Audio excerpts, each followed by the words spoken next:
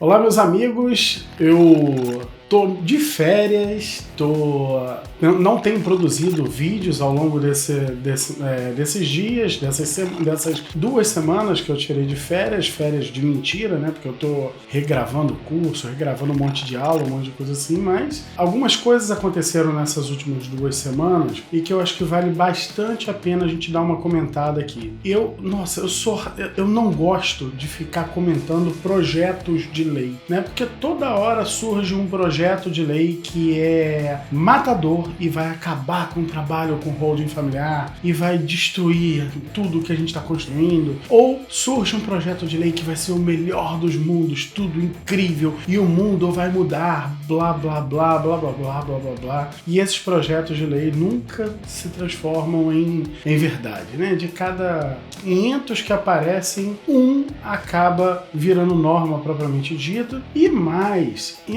eles só servem para criar confusão na cabeça das pessoas. Nesse mundo de fake news, ele só serve para criar confusão. Discutir projetos de lei, projetos de norma, só serve na verdade para criar confusão. A não ser quando existe uma norma na iminência de ser aprovada, com reais chances de serem aprovadas, que pode realmente colocar a vida da família brasileira num outro patamar. E eu menciono, por exemplo, o que foi a Lei da Liberdade Econômica em 2019. Já existia uma medida provisória, portanto a norma já estava em vigor, e aí a discussão da medida provisória, né, da votação da medida provisória para a conversão dela em lei, eu mesmo fui um que gravei vários vídeos da importância, inclusive, das pessoas se manifestarem, mandando e-mail para as pessoas que estão no Congresso, para os parlamentares, participando da enquete que o Senado e a Câmara fazem. Então eu fui um que batalhei muito por isso em 2019, porque realmente a Lei da Liberdade Econômica criou um ambiente diferenciado para nós. Agora, nós estamos aí vivendo 2 situações distintas. Uma no Amazonas e a outra em São Paulo. E é para isso que nós estamos aqui hoje, para comentar esses 2 estados e a situação nesses 2 estados, beleza? Vamos então ter uma ideia do que está acontecendo em cada um deles. Vamos fazer isso a partir de agora, depois da vinheta. Vamos lá.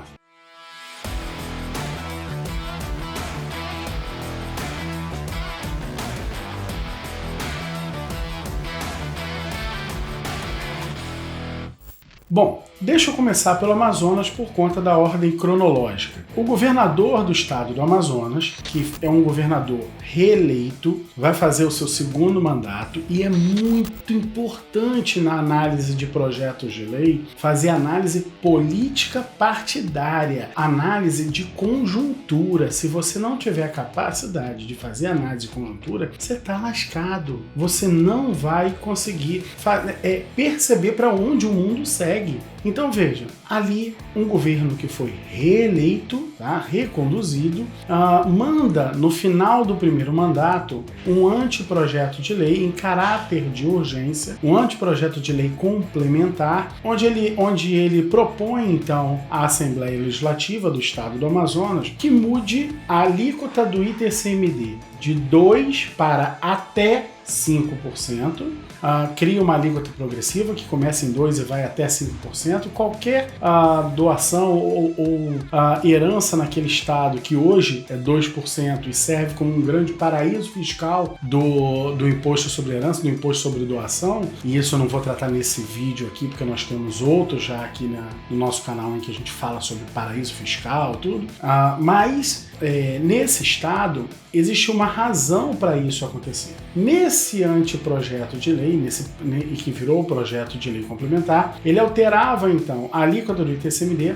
baixava a alíquota do IPVA para locadoras. Então qualquer um que tivesse frota a partir de 10 carros, baixava a alíquota do IPVA para 0,7% e aumentava a alíquota do ICMS. Então veja, o ICMS é aquilo que é praticado entre as pessoas que circulam, estão presentes no estado, ele aumentou. O IPVA das locadoras, qual era a ideia daquilo? A ideia daquilo era atrair locadoras de automóveis para fazer os seus veículos rodarem lá. Não, rodar lá não, para fazer os seus veículos serem registrados lá, porque aí pagariam baixos IPVAs e estariam rodando no Brasil inteiro com placa do Amazonas. Então olha só que lindo que é isso para um estado. Nossa, eu se sou governador do estado, eu não penso duas vezes. Eu crio a alíquota mais baixa do mundo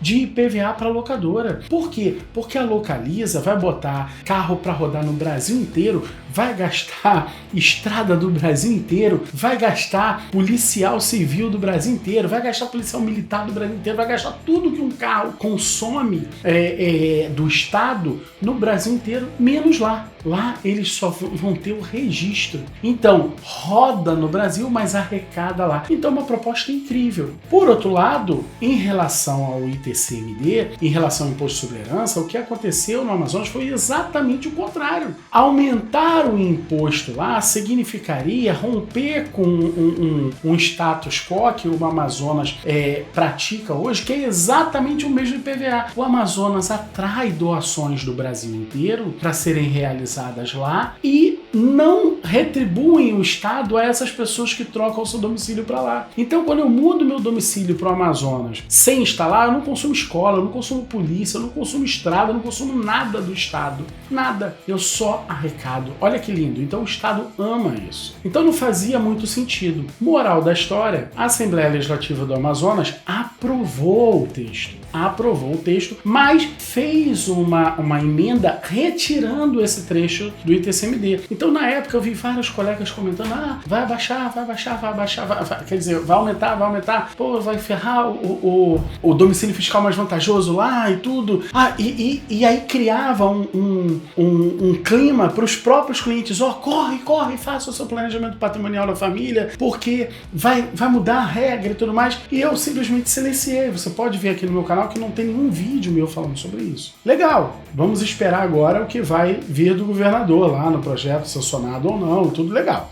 Mas o fato é que tudo continua como antes no Amazonas. Tá? Então, mais um projeto de lei que não foi para frente. E agora surge então essa votação de um projeto de lei, não em caráter de urgência feito da noite para o dia, de um projeto de lei novo, mas um projeto de lei de 2019 em que aprova a redução da doação no estado de São Paulo para 0,5%.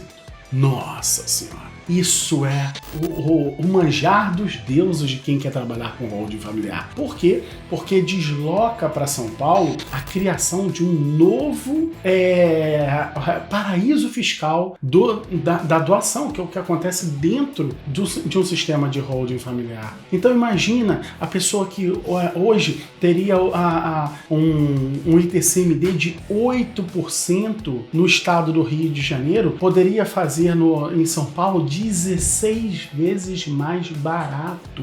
16 vezes mais barato. Nós estamos falando de algo em torno de 5, 6%, tá? Eu não estou fazendo aqui a conta, mas dá isso, entre 5, 6, 7, 8%, o valor do ITCMD que você pagaria, por exemplo, no Rio de Janeiro, onde é 8%. Olha que loucura isso. Então, a economia seria absurda. Mas vamos fazer, então, a nossa análise política sobre o que está acontecendo no estado de São Paulo. Será que isso é mesmo algo que tem possibilidade de acontecer? Minha opinião. Eu vejo que não tem a menor chance de acontecer. E, gente, eu tô aqui dando a cara a tapa, conjecturando, coisa que eu odeio fazer, porque realmente tem muita gente falando sobre isso e me indagando, professor, você não vai se manifestar? Mas primeiro que eu não sou obrigado a me manifestar sobre tudo que aparece. Segundo que eu já não gosto de falar sobre projetos de lei. Mas nós estamos falando do mau estado do país, com muita gente meio indecisa sobre o que fazer, para onde ir. Bom, então eu vou entregar para você aqui uma análise e daqui a alguns dias você vai poder conferir se eu estava errado, estava certo, fique à vontade. Mas veja só o que acontece no estado de São Paulo. O estado de São Paulo acaba de sair um governo, entra um outro governador, agora então que fazia parte do governo Bolsonaro, e é aprovado um projeto de lei de 2019.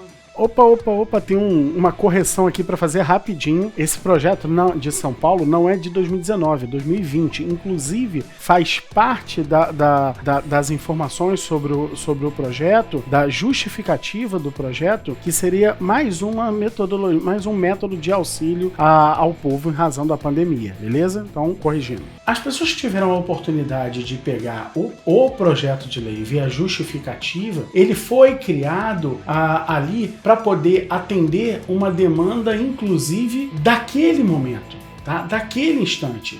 Uma demanda para poder ajudar a população e tudo mais e tal, numa situação mais complicada. E veja, naquele momento fazia mais sentido.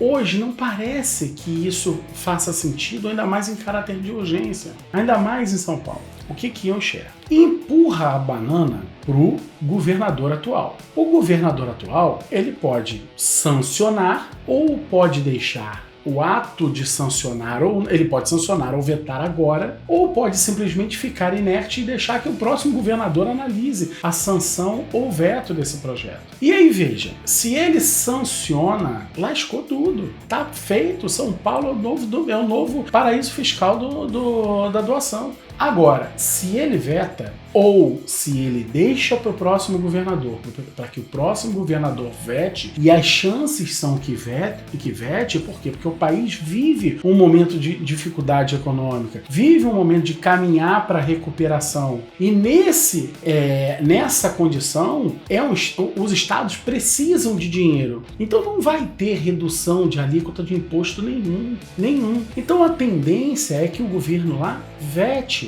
E veja bem, um governo alinhado com o atual governo federal, que termina no dia 31 de dezembro. E a partir, então, do dia 1º de janeiro, é um governo de oposição ao governo federal, ao novo governo federal, o governo Lula. Então você tem um ambiente que não tem, assim, uma predisposição para estar ali ajudando e apoiando. Espero que as questões partidárias suplantem isso, sejam suplantadas pela necessidade do povo de São Paulo. Mas a tendência é que o governador vete exatamente para que não fique com caixa sem dinheiro. E ao vetar, leva para a Assembleia Legislativa decidir se derruba ou não o veto. E aí, meu amigo, acontece o que há de mais podre na política brasileira. Começa a negociata por cargos. Para falar o seguinte, a tendência é que a Alesp literalmente venda, não a Alesp, não a instituição, mas aqueles coronéis que mandam e desmandam em qualquer Assembleia Legislativa do Brasil, vendam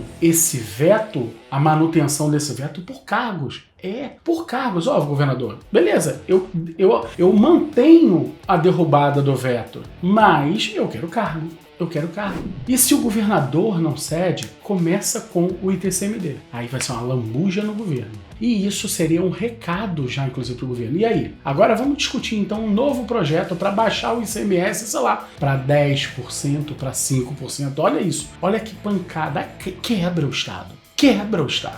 E ao quebrar o Estado, manda um recado pro governador. E agora? O que você vai fazer? Vamos botar o que na mira do governador? Baixar o quê? Baixar o IPVA? Baixar o ICMS? E com isso força o governador a ceder a essa busca desenfreada de cargos por parte de quem está no poder legislativo. Essa é a política partidária brasileira. E essa é a análise que eu faço. Então a tendência é que, na minha leitura, é que isso esteja sendo usado como um mecanismo de pressão ao governador do estado de São Paulo para que ele ceda. Agora, o que vai acontecer pode ser que eu esteja completamente errado. Então vamos aguardar as cenas dos próximos capítulos para ver o que acontece. Acredito, e aí não é o que eu, sinceramente, olha, eu tô aqui, tenho uma opinião política, jurídica que vai acontecer isso. Não, mas é muito mais uma crença. Eu acredito que, sinceramente, o governador atual vai deixar para o próximo tomar essa decisão de veta ou não veta. Porque é ele que fique lá com essa banana de discutir com a Assembleia Legislativa essa negociata por cargos. Beleza? Então, essa é um pouco da análise que eu faço e quero deixá-la aqui para vocês, tá bom? Ó, beijo no seu coração, fique com Deus e espere porque eu tô gravando pra caramba, beleza? Até mais!